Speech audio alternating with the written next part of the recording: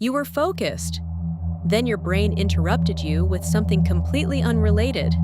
The email, the conversation, tomorrow's meeting. Why does it keep doing that? It can happen anywhere. You're working, driving, making dinner, watching something.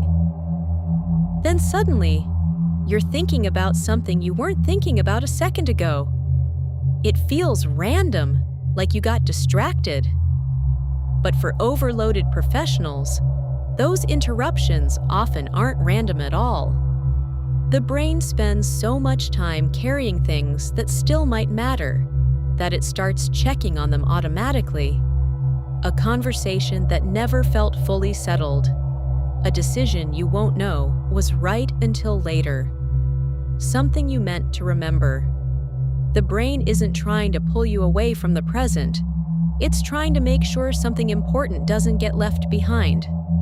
So instead of waiting for a reminder, it becomes the reminder.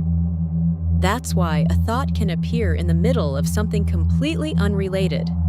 Not because the moment triggered it, because part of your brain still believes it deserves attention.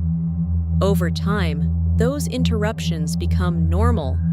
You stop noticing how often they happen. You just assume you're bad at focusing. But maybe that's not what's happening. Maybe your attention isn't weak. Maybe your brain has become responsible for protecting too many unfinished mental commitments.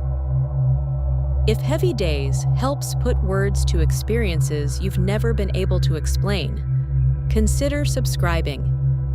Every week, we explore the hidden mental patterns that overloaded professionals quietly carry. Maybe your brain isn't interrupting you because you can't focus. Maybe it's interrupting you because it doesn't want you to forget.